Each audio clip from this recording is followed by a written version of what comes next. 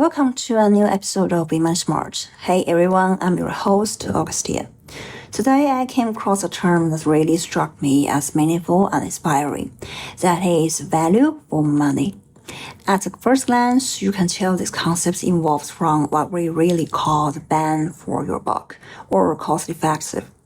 When I was growing up, whenever my mom wanted to buy clothes or anything she really wanted, whether it was for the family or for herself, she'd always go for what we call the best bang for your buck, comparison shopping.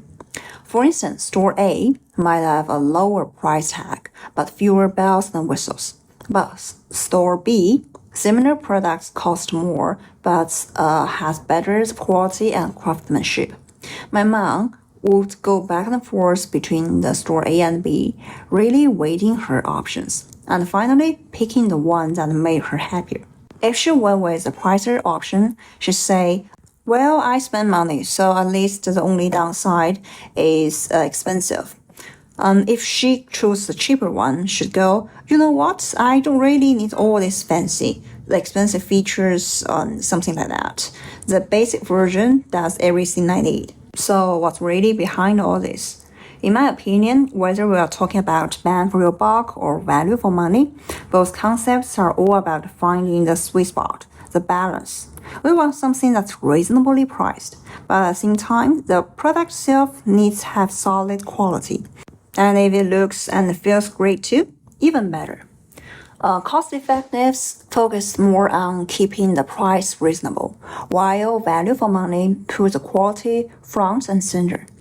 People's priorities have shifted from just focusing on the price to caring about quality. And that shows we are seeing an upgrade in consumers' values in this new era. This is something everyone should think about, whether you are working for someone else or run your own business. For example, can the work you are responsible for, the products you are developing, be qualified? I don't think we're still talking about the consumption downgrade or the economic downturn anymore. The pandemic is behind us, and yeah, the economy still be affected, but brighter days are definitely ahead. We can't keep chasing the rock bottom prices forever. And consumers really has transformed, especially the younger crowd, those born after 1995 or even 2000 to 2005.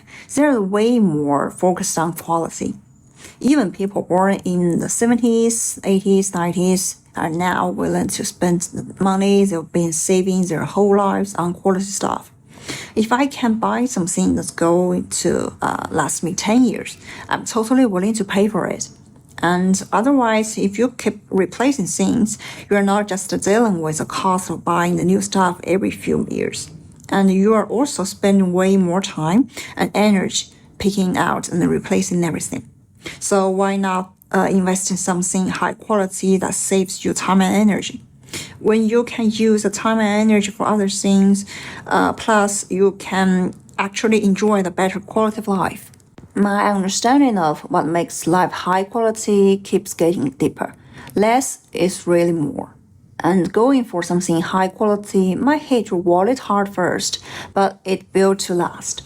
Older generation, like people born in 50s or 60s in China, didn't want to spend so much money because they could make things themselves. Take my grandfather, for example. He was a carpenter, so he built his own furniture. First off, it saved his money, and second, the quality was amazing and lasted for years and years. If he didn't like something, he could just make a new one. So he didn't need to spend a ton or go after premium quality because the material he chose was already top-notch. He didn't have to worry about the cost effectiveness. What he was really going for was still value for money. And this reminds me of the saying, everything eventually comes down to craftsmanship. When it comes to work, the end goal is always craftsmanship. The whole point of cost effectiveness is still quality. If your product is pretty average, you can sell it for $10, for example, and people will think it's a decent deal for something disposable, even if its quality just okay. But if you're making something premium and built to last, with great materials, textures, and service, and you set a high price, and consumers will still think it's worth it and be willing to pay. That gets you the same result, right? And now we should be going after high quality and include Chinese economic development. We can't keep using that picking this one because it's cheap mentality. And this just leads to everyone undercutting each other. And for individuals, it means burning yourself out without ever realizing or building up your value. You will just disappear in endless price wars, and that's not going to work.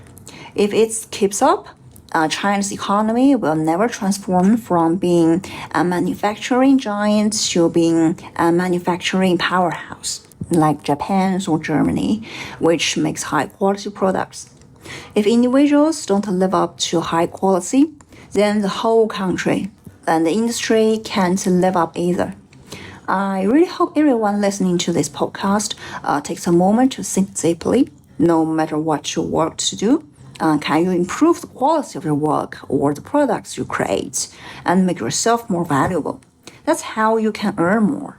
Only by making yourself more valuable, becoming someone who can bring the real value to others, can you connect with more people and get them to pay for that value.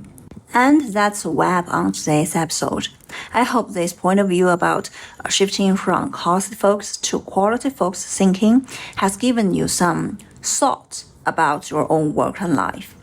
If you found value in today's discussion, and I really hope you did, here's how you can help us keep bringing these insights. Hit that subscribe button right now on whatever platforms you are listening on, whether that's Apple Podcast, Spotify, or wherever you get your show. Subscribing is completely free, and it makes sure you never miss an episode. And if you're feeling generous, leaving us a quick review really helps other people find the show too. Just a few words about what you like can make a huge difference in helping us reach more listeners. Remember, invest in quality, whether that's in the products you buy, the work you do, or the content you consume. It's always an investment in your life itself. Thanks for spending part of your day with me. Keep building that value. Keep thinking quality first, and I'll catch you next time on Being Smart. Until then, stay valuable. Goodbye.